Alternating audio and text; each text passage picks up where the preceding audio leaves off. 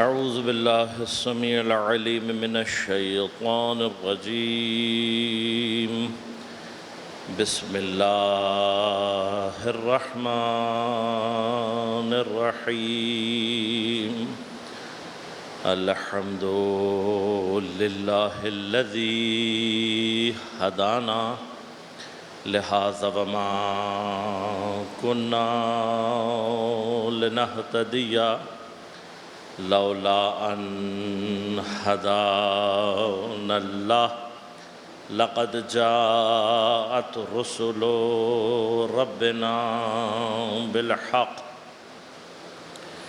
الصلاة والسلام على الرسول المسدد المصطفى الأمجد المحمود الأحمد أبي القاسم محمد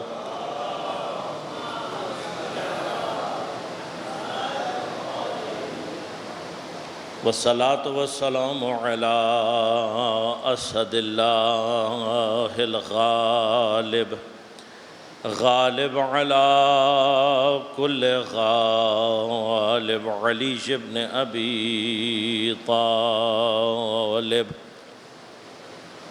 والصلاة والسلام على سيدة المعصومة المظلومة الطاهرة البتول بضعة الرسول فاطمة الزهراء سيدة نساء العالمين والصلاة والسلام على الحسن المجتبى والحسين المظلوم وأهل بيته الطيبين الطاهرين المعصومين المظلومين المنتجبين المنتخبين لا سيما بقية الله في الأراضين روحي وأرواح العالمين لتراب مقدمه الفداء ولعنة الله على أعدائهم أجمعين أما بعد قال الله تعالى في كتابه الكريم بسم الله الرحمن الرحيم قل إن كنتم تحبون الله فاتبعوني يحببكم الله ويغفر لكم ذنوبكم والله غفور رحيم صلوات اللهم صل على محمد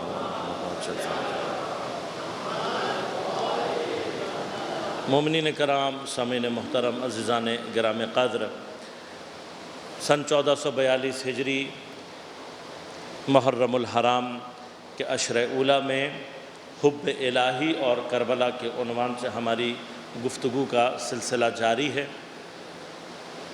موضوع پہ گفتگو کے لیے سورہ مبارکہ آل عمران کی 31 نمبر آیت کو میں نے سرنامہ کلام کے طور پر انتخاب کیا اور آپ کی خدمت میں تلاوت کا شرف حاصل کیا۔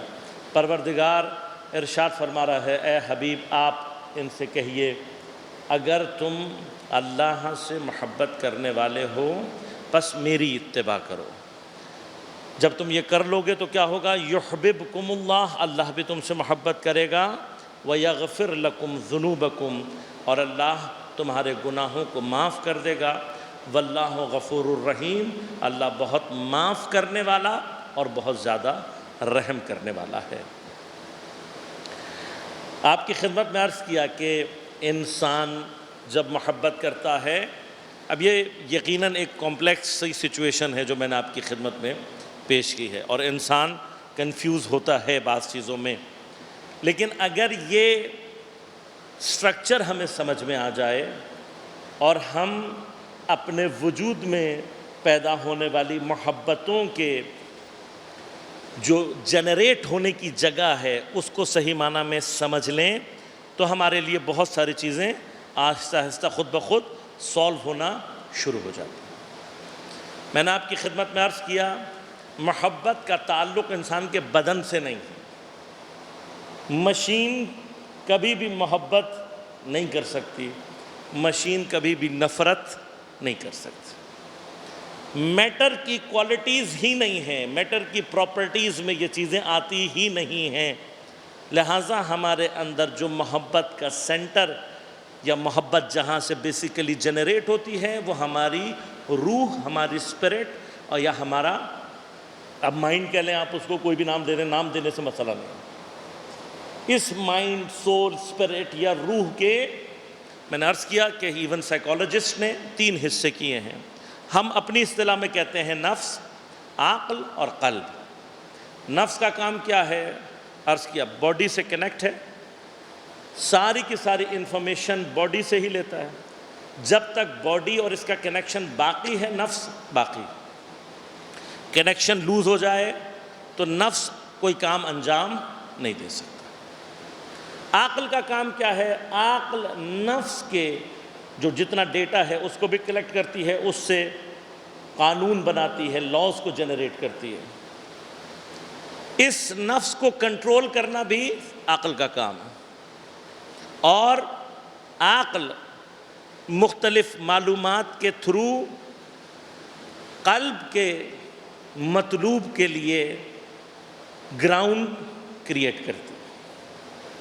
اگر عقل یہاں دھوکہ کھا جائے تو قلب کا مطلوب، قلب جس چیز کو ڈیمانڈ کرنا چاہیے وہ غلط ہو جائے گا۔ اور نارملی ہم جس پرابلم کا شکار ہوتے ہیں وہ ایگزیکٹلی یہی پرابلم ہے کہ ہمارے قلب کا حقیقی جو مطلوب ہونا چاہیے، ہمارا قلب حقیقتاً جس کو ڈیمانڈ کرنا چاہیے نہیں کر پاتا۔ لیکن اللہ نے قلب کے اندر جو فطرتاً چیز رکھی ہے وہ کیا ہے؟ واحد چیز قلب ہے جو کہ صلاحیت رکھتا ہے اس بات کی کہ وہ کسی لامحدود، کسی انفائنائٹ ذات کو طلب کرے، ڈیمانڈ کرے۔ کنٹین کرنے کی بحث نہیں ہے، یہ انفینٹی کو کوئی کنٹین نہیں کر سکتا، جو کنٹین ہو جائے وہ انفینٹی نہیں ہوتی۔ قلب کیا کرتا ہے؟ صرف ڈیمانڈ کر سکتا ہے۔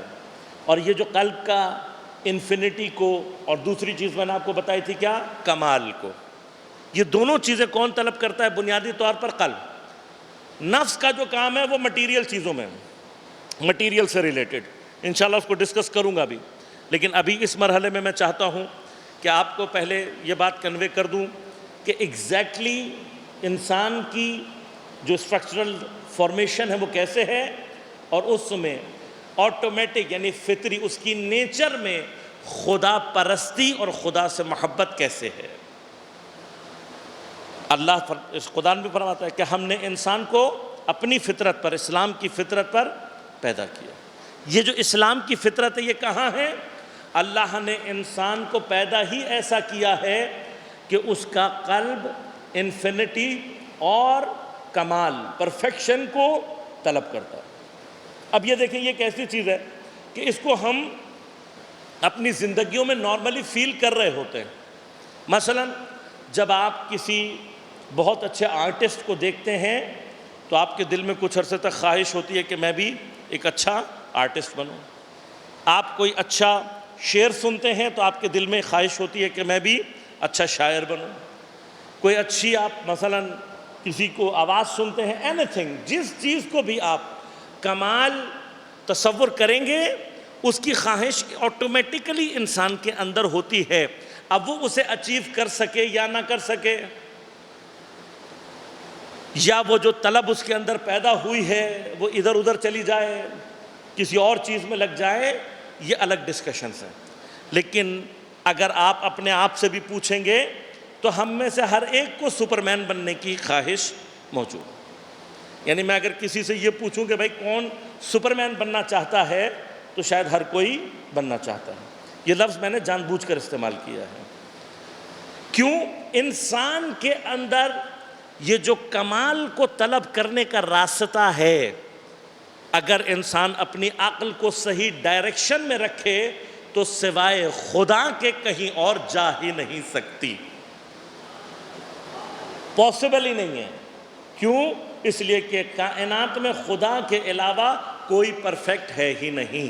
ایبسلیوٹ پرفیکشن صرف خدا کی ذات ہے ایک، اور دوسرا وہ واحد ذات ہے جو خود بھی پرفیکٹ ہے اور اگر چاہے تو کسی کو پرفیکٹ بنا بھی سکتی ہے۔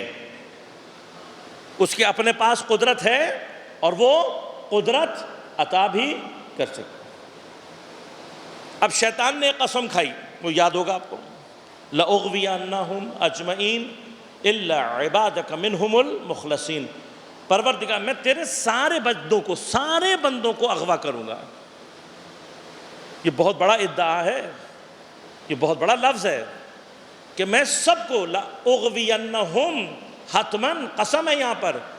وہ کہتا ہے میں تیری عزت کی قسم کھا کر کہتا ہوں، خدا کے سامنے ہی خدا سے کیا کہہ رہا ہے؟ میں تیری عزت کی قسم کھا کر کہتا ہوں میں تیرے سارے بندوں کو اغوا کر لوں گا، کڈنیپ کر لوں گا۔ الا عبادک منہم المخلصین، لیکن جو تیرے مخلص بندے ہیں۔ اب یہ مخلص کون ہے؟ میں نے آپ کو اس دن بتایا تھا کہ اللہ تعالیٰ کہاں پہ فرماتا ہے؟ جب تم مشکل میں گر جاتے ہو، کشتی ڈوب رہی ہے اور تمہیں اللہ کے سوا کوئی نجات دہندہ دکھائی نہیں دیتا، دعوا اللہ مخلصین لہ الدین، پس انسان کے اندر اللہ کو اخلاص سے پکارنے کی کیپیسٹی موجود ہے، لیکن میرے اور آپ کے اندر پرابلم کیا ہے کہ جب مشکل جاتی ہے ہم بھول جاتے ہیں۔ لیکن اگر کوئی پرماننٹلی اللہ کو ویسے ہی پکارنے کی صلاحیت رکھتا ہو، چاہے مشکل ہو یا نہ ہو، تو یہ کون ہے؟ یہ مخلص ہے۔ اب ایسا کوئی نہ کوئی تو ہونا چاہیے، کم از کم شیطان کو تو پتہ ہے کہ کچھ بندے ایسے ہیں، لہذا اس نے پہلے ہی ایگزمپٹ کر لیا، اس نے ہینڈز اپ کر لیا کہ ان کو نہیں بہکا سکتا میں۔ اب یہ جو باقیوں کو بہکانا ہے، یہ اٹ سیلف ایک بڑا لفظ ہے، تو سوال یہ پیدا ہوتا ہے کہ شیطان کیسے بہکاتا ہے؟ ایک راستہ جو شیطان کا سب کو اغوا کرنے کا ہے وہ یہ ہے کہ انسان کے اندر جو کمال کی طلب ہے اس کا مطلوب چینج کر دے، اور اس کی اس طلب کو ایک لفظ استعمال کیا جاتا ہے، سوڈو سیٹسفیکشن۔ سوڈو سیٹسفیکشن کیا ہوتی ہے؟ کچھ دیر کے لیے سیٹسفائی کر دینا۔ جو سمجھدار مائیں ہوتی ہیں، جب بچے اسکول سے آتے ہیں کبھی کبھار اور کھانا تیار نہیں ہوتا تو بچوں کو بڑی شدید بھوک لگی ہوئی ہوتی ہے۔ اب انہیں پتہ ہوتا ہے کہ یہ آتے ہی شور مچا دیں گے اور کھانا اگر تیار نہیں ہے تو مسئلہ ہو جائے گا، یہ 20 منٹ میں گھر اتھل پتھل کر دیں گے۔ تو وہ سمجھدار مائیں کیا کرتی ہیں؟ جب ان کو پتہ ہوتا ہے کہ 20 منٹ کا وقفہ ہے تو وہ کوئی میٹھا جو ہے وہ تیار رکھتی ہیں کہ بچہ جیسے ڈیمانڈ کرے گا میں اس کو یہ میٹھا کھلا دوں گی۔ اب میٹھا کھانے سے کیا ہوتا ہے آپ کو پتہ ہے؟ جیسے بچہ میٹھا کھائے گا تو جو چیز انسان کے اندر بھوک کی شدت کو ایجاد کر رہی ہوتی ہے وہ اس کا شوگر لیول ہوتا ہے، اور یہ کم ہونے کی صورت میں بچے کے اندر ہائپر کنڈیشن پیدا ہونا شروع ہو جاتی ہے۔ اب اگر آپ نے اس کو تھوڑی سی دیر کے لیے انسٹنٹ شوگر کے ذریعے سے کنٹرول کر دیا تو 20 منٹ تک وہ آرام سے رہے گا، بھوک اس کی ختم نہیں ہوئی ہے، لیکن فار 20 منٹس آپ نے کیا کیا؟ اس کی بھوک کو سپریس کر دیا۔ آفٹر 20 منٹس آپ اس کو دیں وہ پیٹ بھر کے کھانا کھا لے گا۔ یہ ہے سوڈو سیٹسفیکشن، یعنی جو ریل سیٹسفیکشن ہے وہ نہیں ہے، تھوڑی سی دیر کے لیے آپ نے اس کو سوڈو سیٹسفیکشن، جھوٹی تسلی، جھوٹا اطمینان آپ نے دلا کر اپنا کام چلا لیا۔ شیطان ایگزیکٹلی یہی کام کرتا ہے، وہ ہمیں کچھ پلز دیتا ہے تاکہ ہماری جو یہ طلب ہے، یہ جو ہماری ڈیمانڈ ہے، یہ جو وانٹ ہے، یہ سوڈو سیٹسفیکشن کے تحت کیا ہو جائے؟ کمزور ہو جائے۔ جب یہ کمزور ہو جائے گی تو یہ جو طلب واقعی ہے، انسان کو ریالٹی میں جس کو طلب کرنا چاہیے اس کو طلب نہیں کر پائے گا۔ اب وہ سوڈو سیٹسفیکشن کیا ہے؟ وہ سوڈو سیٹسفیکشن کیا ہے کہ وہ انسان کے خیالوں میں آ کر اس کو کچھ ایسی چیزیں القاء کرتا ہے، کہانیاں، کہ جس میں وہ ایک خیالی تصور بناتا ہے اور اس خیالی تصور کو اپنے لیے ہیرو کے طور پر کریٹ کرتا ہے۔ اب میں خود تو اڑ نہیں سکتا ہوا میں خود تو کوئی کام نہیں کر سکتا، تو میں کوئی ایک خیالی تصور اپنے ذہن میں پیدا کروں گا جو یہ سارے کام کرتا ہوگا اور وہ انسانوں میں سے ہوگا، کیونکہ اگر وہ انسان نہیں ہوگا تو پھر مزہ نہیں آئے گا۔ ہمیں تو انسان چاہیے جو ہوا میں بھی اڑ سکے، جو پہاڑ کو بھی ہٹا سکے، جو بڑے بڑے کارنامے انجام دے سکے، جس کے اندر ساری پاورز ہوں۔ تو پہلے کے زمانے میں کیا ہوتا تھا کہ شیطان یہ سٹوریز القاء کرتا تھا جو آج کے زمانے میں میتھولوجیز کے نام سے مشہور ہیں۔ اب آپ انڈین میتھولوجی اٹھائیں، گریک میتھولوجی اٹھائیں، آئرش میتھولوجی اٹھائیں، جاپنیز میتھولوجی اٹھائیں، چائنیز میتھولوجی اٹھائیں، جہاں جہاں آپ کو انسانی قدیم ملے گا وہاں پر آپ کو میتھولوجیز ملیں گے۔ اب پرابلم کیا تھی؟ پرابلم یہ تھی کہ یہ جو ہیرو میں بنا رہا ہوں ذہن میں، اس کے پاس پاور آئیں گی کہاں سے؟ اب عبادت کا راستہ مشکل ہے اور شیطان ہمیں اس راستے پر جانے بھی نہیں دیتا۔ اللہم صلی اللہ علیہ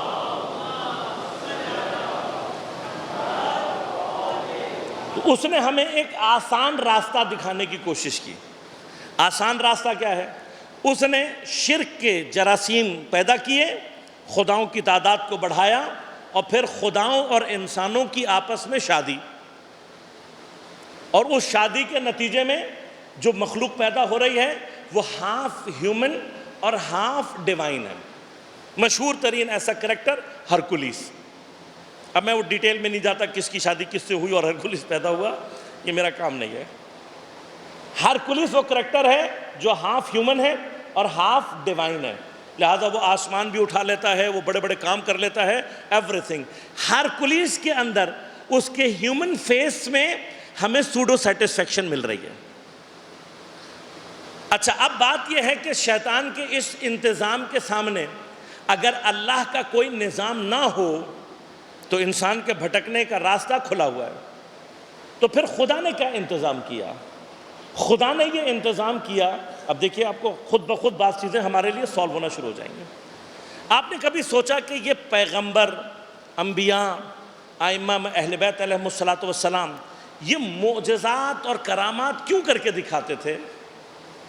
ان کے پیچھے ریزن کیا ہو سکتی ہے؟ مثلا اپنے آپ کو اسٹرانگ بنانا ہے؟ کیا کرنا ہے؟ لوگوں کو ڈرا دھمکا کے بلانا ہے؟ نہیں، کوئی امام کوئی معصوم ڈرا دھمکا کے نہیں، لیکن وہ کیا کرتا ہے اپنے معجزے میں وہ ایسے کام کر کے دکھاتا ہے جو عام ہیومن کر نہیں سکتا، عام آدمی نہیں کر سکتا بظاہر۔ لیکن کیا ہوتا ہے جب انسان یہ دیکھتا ہے کہ میرے جیسا ہی انسان وہ یہ سارے کمالات انجام دے رہا ہے، تو اس کے ذہن میں یہ بات ضرور آتی ہے کہ اگر یہ کر سکتا ہے تو there is a possibility کہ میں بھی یہی کام انجام دے سکتا ہوں۔ لہٰذا جتنی بھی کرامات اولیاء الہی نے دکھائی ہیں وہ بیسیکلی انسان کے اسی طلب کمال والے راستے میں اس کو ایسے آئیڈیلز اور ایسے ہیروز پرووائڈ کرنے تھے کہ جس کو سامنے رکھتے ہوئے وہ خیالی دنیا میں جا کر شیطانی آئیڈیلز کے پیچھے نہ جائے بلکہ اللہ کے حقیقی نمائندوں کے پیچھے جائے۔ اب خیبر میں جو حضرت کر رہے ہیں وہ حضرت کا معجزہ نہیں ہے، وہ حضرت کی کرامت ہے، امیر المومنین کی کرامت، معجزہ نہیں ہے۔ کوئی تاریخ میں کوئی عالم دین یہ نہیں کہتا کہ وہاں علی نے معجزہ دکھایا، وہ معجزہ نہیں ہے، وہ علی کی کرامت ہے۔ اور معجزے اور کرامت میں فرق کیا ہے؟ معجزے اور کرامت میں فرق یہ ہے کہ معجزہ انجام دینے والا مخصوص ہوتا ہے، اس کے علاوہ کوئی اور انجام نہیں دے سکتا۔ لیکن اگر کوئی ایک ایسی چیز جو آپ کو مختلف لوگوں سے ہوتی ہوئی مل جائے، اس کا مطلب وہ کرامت ہے۔ اسی طرح سے حضرت نے جو اپنی انگلی کے اشارے سے سورج کو پلٹایا ہے، یہ حضرت علی کا معجزہ نہیں ہے بلکہ کرامت ہے۔ کیوں؟ تاریخ میں اس سے پیچھے روایات میں حضرت سلیمان کا بھی ایک واقعہ ایسا ملتا ہے جس میں حضرت سلیمان نے سورج کو حکم دیا اور سورج واپس آیا۔ بس اس کا مطلب یہ کرامت میں آئے گا، یہ معجزہ نہیں ہوگا۔ بس اگر حضرت علی کی کرامتوں میں سورج کو پلٹانا ہے اور خیبر کا دروازہ نکالنا ہے تو اس کا معنی یہ ہے کہ علی مجھے اور آپ کو یہ پیغام دے رہے ہیں، علی کی اتباع کرتے ہوئے اگر علی جیسے ہونے کی کوشش کرو گے تو تم بھی خیبر بھی اکھاڑ سکتے ہو، سورج بھی واپس پلٹا سکتے ہو۔ کرامت کا معنی کیا ہے کہ تم بھی اٹین کر سکتے ہو۔ اب یہ ریل ہیروز ہیں، شیطان ان کے مقابلے پر فیک ہیروز لے کر آتا ہے۔ اب آپ کو میڈیا میں اب سمجھ میں آئے گا آپ کو کہ یہ جو میڈیا میں اس وقت ہالی ووڈ خاص طور پر بلینز آف ڈالر ایک ایسی چیز کے اوپر خرچ کر رہا ہے کہ جو اگر انسان عقل کے معیار کے مطابق دیکھے تو انتہائی فضول ہے۔ یہی سپرمین اور پتہ نہیں بیٹ مین اور اسپائڈر مین اور پتہ نہیں کیا یہ جتنے بھی کریکٹرز ہیں، آپ غور کریں کوئی بھی چیز ان میں سے آپ کہیں گے یہ کیا ہے، یعنی ذرا سا بھی سینسیبل آدمی اگر ہوگا لیکن ان کا ہدف یاد رکھے گا۔ ان فلموں کا یہ بلینز آف ڈالرز خرچ کرنے کا ہدف بنیادی طور پر میں اور آپ نہیں ہیں کہ جو تھوڑا بہت بڑے ہو گئے ہیں، سمجھدار ہو گئے ہیں۔ ان تمام پیسوں کا بنیادی طور پر ہدف بچے ہیں، بچے ہدف ہیں۔ لہذا ایک چیز جو میں یہاں پر چاہتا ہوں کہ ممبر سے اس کو بیان بھی کروں کہ یہ یاد رکھے گا، آپ نے خیبر پڑھنی ہے پڑھیں، آپ نے خندق پڑھنی ہے پڑھیں، حضرت علی کے جتنے بھی ہیروئک معجزات آپ نے بیان کرنے ہیں ممبر سے کریں، لیکن آپ کی ٹارگٹ آڈینس بچے ہونے چاہیے۔ یہ سب بچوں کا ہے، یہ کام بچوں کا ہے، وہاں پر بیان کریں۔ کیوں؟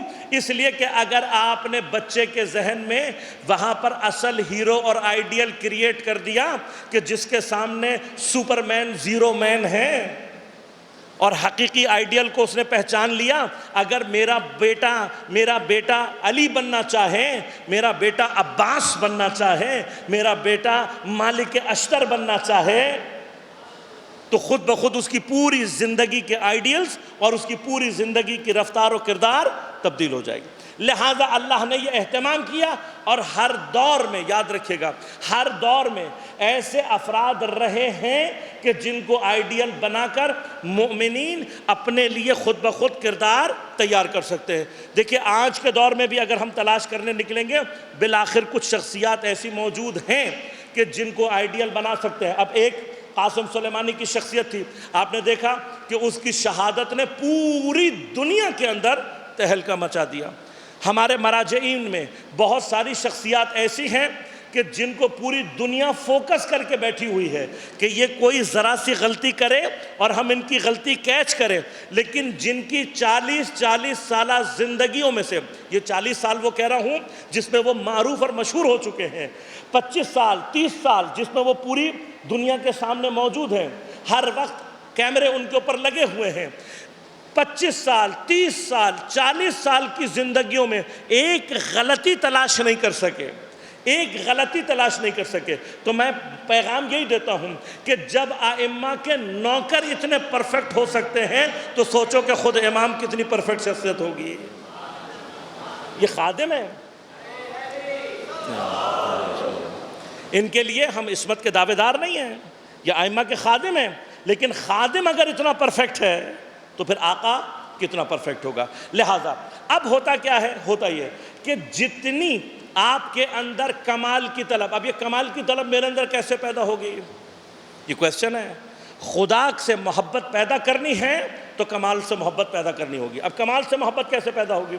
کمال سے محبت اس وقت پیدا ہوگی جتنا میں اپنے نقص کو پہچانتا چلا جاؤں گا، جتنا میں اپنے نقص کو پہچانتا چلا جاؤں گا، جتنا میں اپنی احتیاج، اپنے فقر کو پہچانتا چلا جاؤں گا، اتنا میرے لیے دیکھیے بالکل ویسے ہی ہے کہ اگر کوئی شخص خدا نخواستہ مریض ہو جائے اور وہ یہ مانے ہی نہیں کہ میں مریض ہوں، تو کیا وہ کبھی ڈاکٹر کو طلب کرے گا؟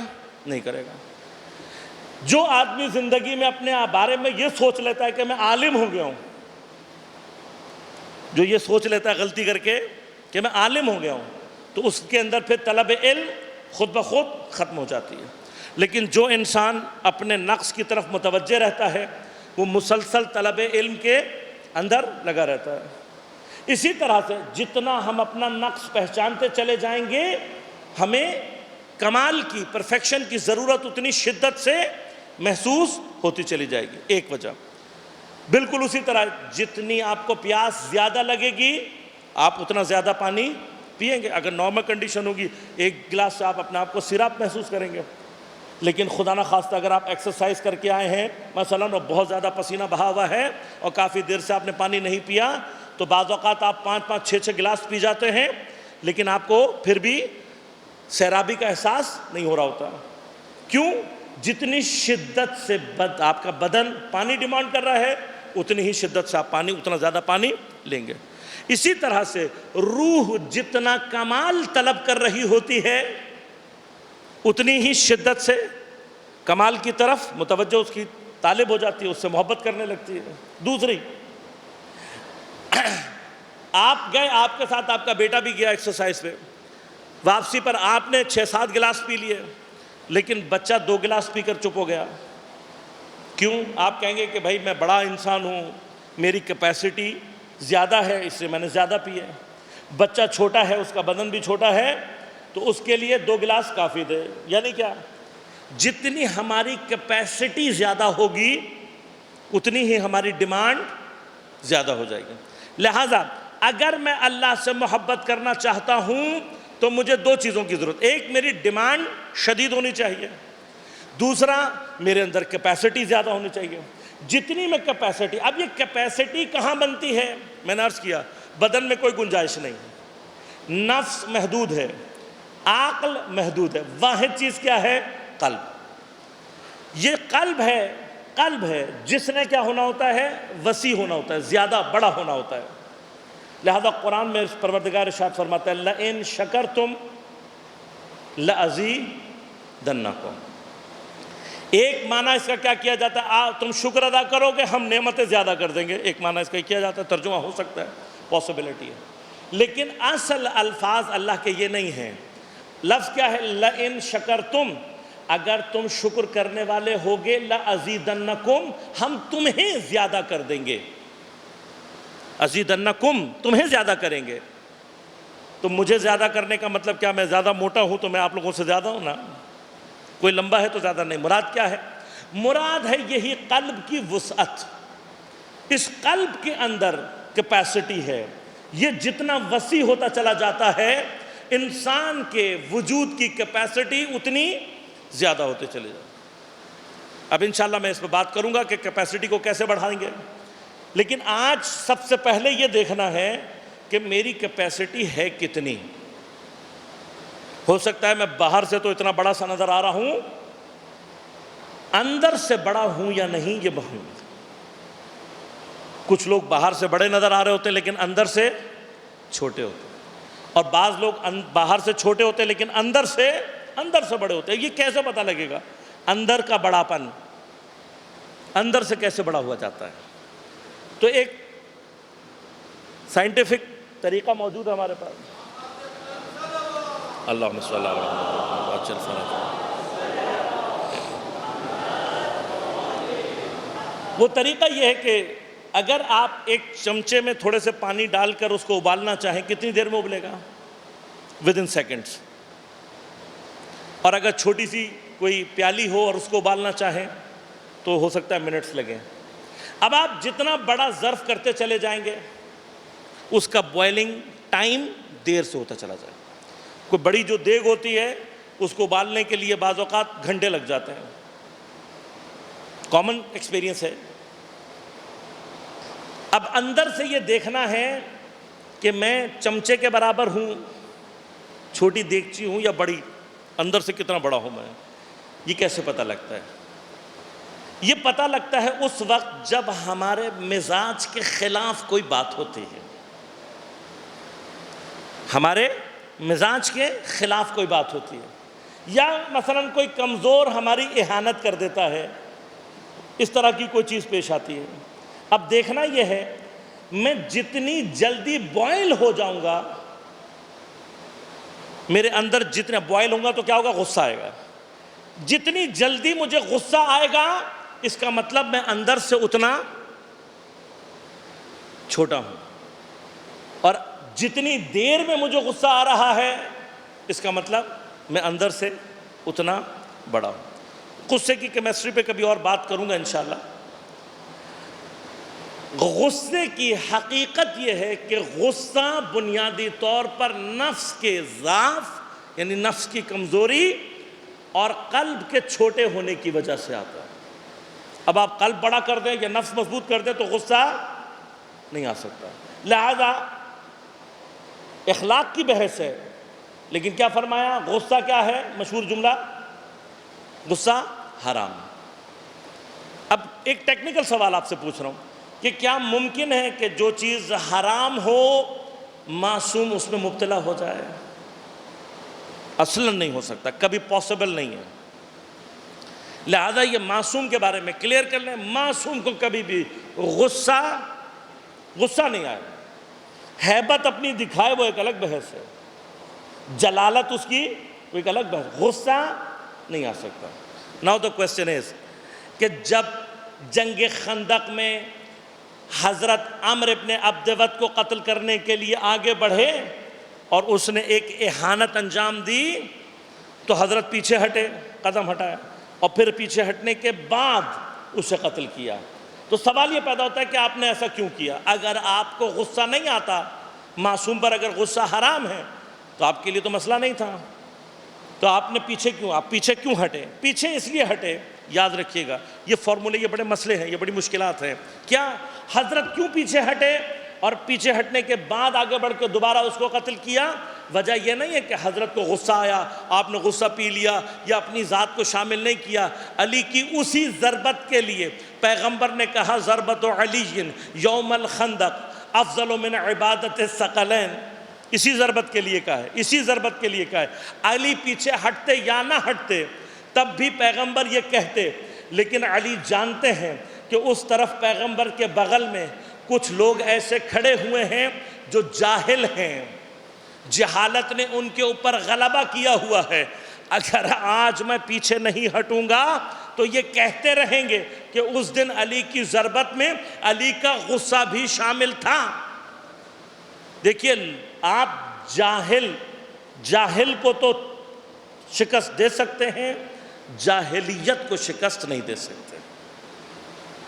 جاہلیت، these are two different things. یہ مت سمجھیں کہ ہم جب ڈگری لے لیتے ہیں، میں نے ایم اے کر لیا، پی ایچ ڈی کر لی تو میں عالم بن گیا ہوں اور میں جاہلیت سے باہر نکل گیا ہوں۔ جاہلیت ایک الگ کیفیت کا نام ہے۔ لوگ ہو سکتا ہے پی ایچ ڈی کرنے کے باوجود بھی جاہلیت میں مبتلا ہوں، پاسبلٹی ہے۔ اور انشاءاللہ چونکہ پھر الگ موضوع شروع ہو جاتا ہے کہ اس وقت بھی ایک موضوع ہے مکمل جسے کہا جاتا ہے ماڈرن جاہلیت۔ ماڈرن جاہلیت، آج کے دور کی جاہلیت کیا ہے کہ کبھی موقع رہا تو انشاءاللہ آپ کی خدمت میں عرض کروں گا۔ لہذا علی کے لیے مسئلہ یہ نہیں ہے کہ علی غصے میں آئیں گے یا نہیں، علی غصے میں نہیں آ سکتے، علی کے کسی کام میں ذات شامل نہیں ہو سکتی، لیکن وہاں کھڑے ہوئے جاہلیت میں مبتلا لوگوں کو چپ کرانا تھا، اس لیے علی پیچھے ہٹے۔ ورنہ یہ جو بعض وقت کہا جاتا ہے کہ علی غصے میں آ گئے تھے، مولا کائنات غصے میں نہیں آ سکتے۔ ہمارے لیے اصول کیا ہے آپ یہ دیکھیے کہ مجھے غصہ کتنی جلدی آتا ہے اور نہیں آتا۔ پس اگر کسی شخص کو چھوٹی چھوٹی باتوں پہ سامنے سے گاڑی آ گئی، چیخ رہے چلا رہے ہیں، تھوڑا سا ادھر ادھر ہو گئے، چیخنا چلانا شروع کر دیا، کسی نے کچھ کہہ دیا، فوراً غصے میں آ گئے۔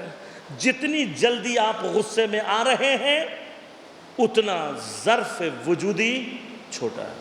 اب مجھے انصاف سے بتائیے، جس کا ظرف وجودی چھوٹا ہو کیا اس کے ظرف میں خدا جیسی ذات جگہ بنا سکتی ہے؟ اب ہم نے کیسے اس طلب کو بڑھانا ہے، اپنی ظرفیت وجودی کو بڑھانا ہے؟ 3 راستے ظرفیت وجودی کو بڑھانے کے۔ آج صرف اجمالی طور پر بات کر رہا ہوں، کل تفصیل انشاءاللہ آپ کی خدمت میں عرض کروں گا۔ پہلا راستہ کیا ہے؟ ایمان۔ ایمان کو محکم کریں۔ جتنا ایمان انسان کا محکم ہوتا چلا جاتا ہے اللہ پر، اس کی ظرفیت وجودی بڑھتی چلی جاتی ہے۔ خود اس ایمان کو محکم کرنے کا راستہ اور دوسرا طریقہ کیا ہے؟ ان علوم کی تحصیل کی جائے وہ علوم حاصل کیے جائیں جن سے انسان کے ایمان کو تقویت ملتی ہے۔ اور تیسری چیز کیا ہے؟ تیسری چیز یہ ہے، اور یہ جو تیسری چیز بتا رہا ہوں، آیت اللہ بہجت رضوان اللہ تعالی علیہ نور اللہ مرقدہ، ان کا یہ دستور العمل تھا۔ جب کوئی ان سے جا کر پوچھتا تھا آیت اللہ بہجت سے کہ آقا آپ ہمیں بتائیں ہم کیا کریں کہ ہم الہی ہو جائیں، سیر اللہ کرنے لگیں، ولی اللہ بن جائیں، تو آپ ایک جملہ کہا کرتے تھے جو کہ روایات سے مستفاد ہے۔ آپ فرمایا کرتے تھے کہ جو جانتے ہو اس پر عمل کرو، جو نہیں جانتے اس میں احتیاط کرو۔ امام جعفر صادق علیہ السلام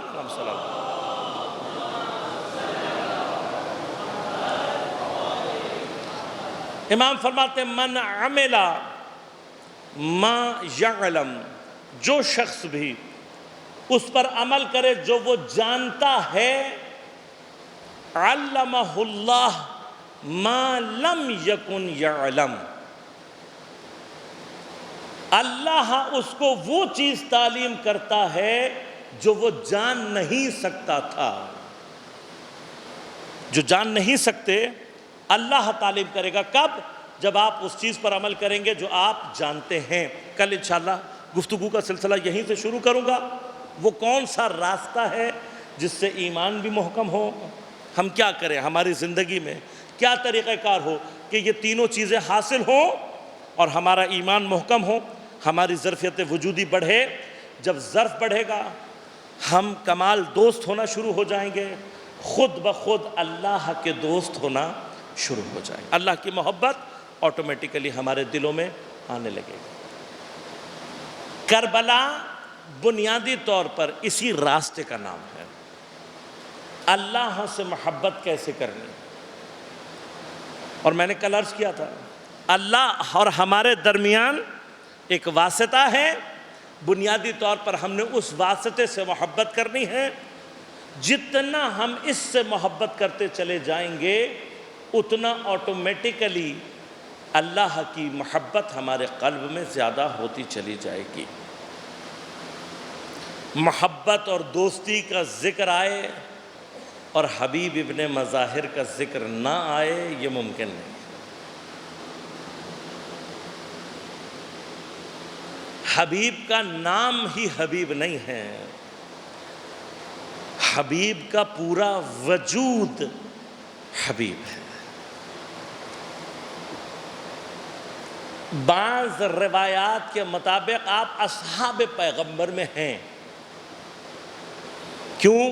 بہار نے اور منتخب التواریخ نے یہ روایت بیان کی ہے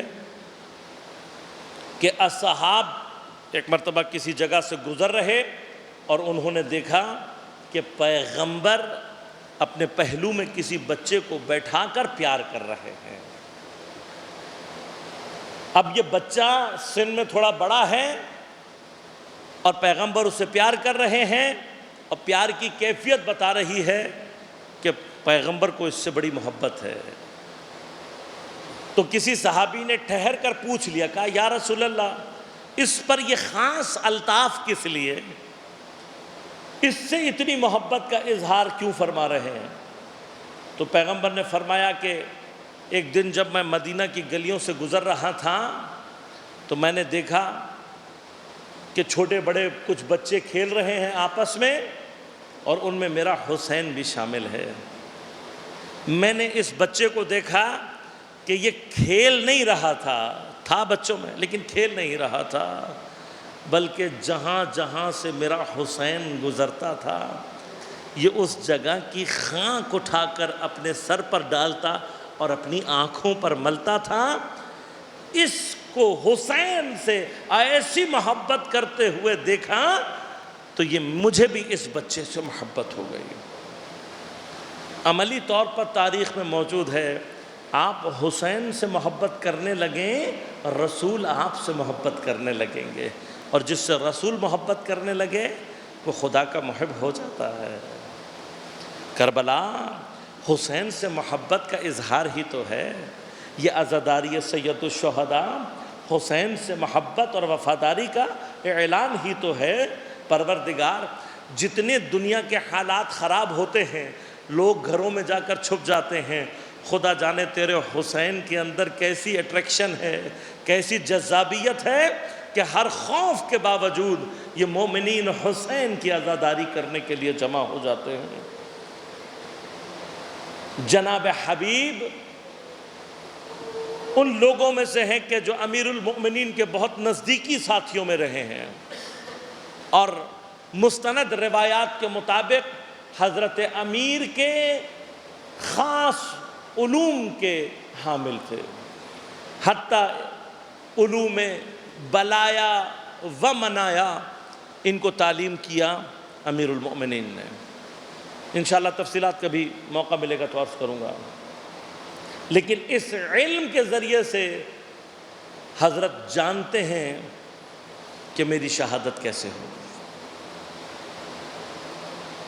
آپ نے خط لکھا، امام حسین کو بلایا، اور شاید میں یہ کہوں گا کہ ان ہزاروں خطوں میں سے ایک خط حبیب کا ایسا ہوگا، اے کاش آج موجودہ زمانے کے حسین کا کوئی حبیب ایسا ہو کہ وہ حسین کو خط لکھے اور ہمارے زمانے کا حسین چلا آئے۔ لیکن جب حبیب نے دیکھا کہ لوگوں نے مسلم کے ساتھ دھوکہ کیا، تب آپ نے طے کر لیا تھا کہ میں نکل جاؤں گا، لیکن اتنے میں قاصد حسین پہنچا اور حبیب کو امام حسین کا خط دیا۔ بعض روایات نے لکھا کہ حضرت اس وقت رات کا کھانا اپنی زوجہ کے ساتھ تناول فرما رہے تھے، جب قاصد آ کر خط دے کر گیا، آپ آئے اور خط کو مطالعہ کیا اور چپ ہو کر بیٹھ گئے۔ زوجہ نے حبیب کی طرف دیکھ کر کہا، حبیب کیا بات ہے؟ حبیب نے خط آگے کر دیا۔ خط کو پڑھتے ہی بیوی سمجھ گئی، کہا، حبیب فرزند زہرا نے تمہیں طلب کیا ہے، تم سوچ کیا رہے ہو؟ حبیب نے آزمائش کے لیے کہا میں تمہارے بارے میں سوچ رہا ہوں۔ بس ایک مرتبہ اس مومنہ کو جلا لایا اور ایک مرتبہ پکار کر کہا، حبیب اگر تو سوچنا چاہتا ہے تو سوچ کر بیٹھ کر سوچتا رہ، مجھے اجازت دے، میں اپنے مولا کی مدد کے لیے جاؤں گی۔ حبیب کی آنکھوں سے آنسو جاری ہو گئے، فرزند زہرا اتنا غریب ہو گیا۔ کوفے میں اتنا شدید پہرا ہے کہ حبیب کوفے سے نکل نہیں پا رہے۔ اپنے غلام کو گھوڑا دے کر ایک مقررہ مقام پر بھیجا اور کہا، دیکھو میرے منتظر رہنا، میں ضرور آؤں گا۔ وقت مقرر ہو گیا، لیکن اس وقت سے بہت زیادہ دیر گزر گئی اور حبیب نہ پہنچ پائے۔ تھوڑی دیر کے بعد جب حبیب بالآخر کسی طرح سے نکلے اور اس جگہ تک پہنچے تو دبے قدموں سے جب نزدیک پہنچے تو دیکھا غلام بے چینی سے ٹہل رہا ہے، اور اس بے چینی سے ٹہلتے ہوئے گھوڑے سے کلام کر رہا ہے اور کہہ رہا ہے، اے میرے مالک کے گھوڑے، ہو سکتا ہے کہ حبیب نہ آ سکیں، لیکن میں نے سنا تھا باتیں کرتے ہوئے فرزند زہرا مشکل میں ہے، دیکھ اگر مالک نہ آئے میں اور تو چلیں گے زہرا کے بیٹے کی مدد کرنے۔ بھئی یہ سننا تھا۔ ایک مرتبہ حبیب کے آنسو جاری ہو گئے، اسے سینے سے لگا لیا اور ایک مرتبہ گھوڑے پر سوار ہوئے، اس نے رکاب کو تھام لیا، کہا، مولا مجھے بھی ساتھ لے چلو۔ حبیب نے کہا، وہاں موت ہے، وہاں شہادت ہے۔ کہا، میں ان غلاموں میں سے نہیں ہوں کہ جو اچھے وقت میں تو مولا کے ساتھ رہے، مشکل میں مولا کو چھوڑ جائے، اور آپ تو جہاں جا رہے ہیں جنت کا راستہ ہے۔ حضرت نے سوار کیا۔ بعض روایت کے مطابق آپ 7 محرم اور بعض کے مطابق خود عاشور کے دن پہنچے ہیں، لیکن زیادہ تر روایات 7 محرم کی محکم۔ ادھر اہل بیت کے لشکر کے مقابلے پر ہر روز ہزاروں کا لشکر آ رہا، اور روایت ملتا ہے کہ جناب زینب نے آ کے ایک مرتبہ کہا، بھائی وہاں اس جانب ہر روز ہزاروں کا لشکر آ رہا ہے، ہمارے بچوں کے دل دہل رہے ہیں، کیا تمہارے بھی کوئی مددگار موجود ہے؟ امام نے فرمایا ہاں میرا بھی کوئی مددگار ہے، آنے والا ہے۔ 7 محرم کو حسین کوفہ کی جانب نگاہ لگائے ہوئے ہیں۔ کسی نے آ کر پوچھا، کہا مولا کیا کسی مدد کا انتظار ہے، کیا کوئی لشکر آنے والا ہے؟ آپ نے کہا ہاں اللہ کی مدد آ رہی ہے۔ اتنے میں گرد اٹھتے ہوئے دیکھا، اب جو دیکھا تو حبیب چلے آ رہے ہیں۔ کسی نے آ کر امام کو اطلاع دی، کہا مولا حبیب آ رہے ہیں، یہ سننا تھا۔ امام استقبال کے لیے آگے بڑھے، حبیب نے جیسے ہی دور سے دیکھا کہ حسین استقبال کے لیے آ رہے ہیں، ایک مرتبہ اپنے آپ کو گھوڑے سے گرا دیا، دوڑتے ہوئے جا کر امام حسین سے لپٹے۔ بس عزادارو، کسی نے جا کر جناب زینب کو بتایا، کہا ہاں حسین کا بھی مددگار آیا ہے۔ کون آیا ہے؟ حبیب ابن مظاہر آیا ہے۔ سیدہ نے ایک مرتبہ کہا جاؤ جا کر بھائی حبیب کو ہمارا پیغام دینا۔ اب جب اس نام سے حبیب کو سلام ملا، ایک مرتبہ امامہ زمین پر پھینک دیا، سر پیٹ کر کہتا ہے فرزند زہرا، ارے اتنا غریب ہو گیا، شہزادیاں غلاموں کو بھائی کہہ کر سلام۔ بعض عاشور کے دن بہت مشتاق رہے حبیب، لیکن حبیب سے پہلے مسلم ابن اوسجہ شہید ہوئے۔ امام حسین کے ساتھ ساتھ مسلم ابن اوسجہ کے لاشے پر پہنچے حبیب۔ ایک مرتبہ حبیب نے مسلم سے کہا اے میرے بھائی، کاش میں تمہارے بعد زندہ رہتا تو تم سے وصیت مانگتا اور کہتا اور اس وصیت پر عمل کرتا۔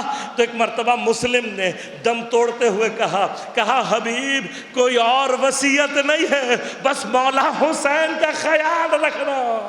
بھئی یہ سننا تھا۔ ایک مرتبہ حبیب میدان کی طرف چلے ہیں، بعزاداروں بڑی جنگ کی حبیب نے، لیکن ایک وقت وہ آیا کہ جب حبیب کے سر پر تلوار لگی، ایک پہلو میں نیزہ لگا، گھوڑے سے گرتے ہوئے حسین کو آواز دی، لیکن عزاداروں یہ وہ واحد شہید ہے کہ حسین جتنی دیر میں حبیب کے لاشے پر پہنچتے، ارے حبیب کا سر کاٹ کر ظالم لے گئے۔ حسین جو حبیب کے جنازے پر پہنچے، اپنے بھائی اپنے دوست کو ارے جب سر بریدہ دیکھا، حسین ایک مرتبہ تڑپ کر رہ گئے، لیکن حبیب کے لاشے کو اٹھا لیا اور گنج شہیدہ میں پہنچا دیا۔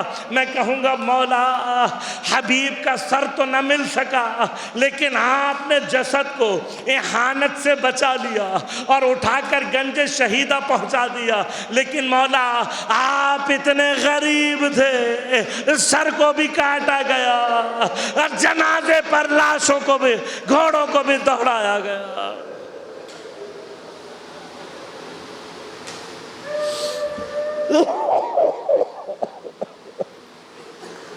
الا ولعنۃ اللہ علی القوم الظالمین وسيعلم الذين ظلموا أي منقلب ينقلبون۔ بار الہ بحق حضرت سید الشہداء ہماری اس عبادت کو اپنی بارگاہ میں قبول و منظور فرما۔ منتقم کربلا، منتقم زہرا، امام زمان علیہ السلام کے ظہور میں تعجیل فرما۔ بار الہ بحق حضرت سید الشہداء تمام عزاداروں کو اور تمام عزاداری کی حفاظت فرما، عزاداروں کی توفیقات میں اضافہ فرما، پریشانیوں کو دور فرما، مشکلات کو آسان فرما، بیماروں کو صحت کامل عاجل عنایت فرما، اسیروں کو جلد از جلد رہائی عنایت فرما، جہاں جہاں مؤمنین باطل سے برسر پیکار ہیں ان کو نصرت و کامیابی عنایت فرما۔ بار الہ بحق حضرت سید الشہداء تمام علماء مراجع اعظام کی حفاظت فرما، ہم سب کو امام زمان علیہ السلام کے اعوان و انصار میں شمار ہونے کی توفیق عنایت فرما۔ ربنا تقبل منا انک انت السمیع العلیم برحمتک یا ارحم الراحمین۔ ماتم حسین۔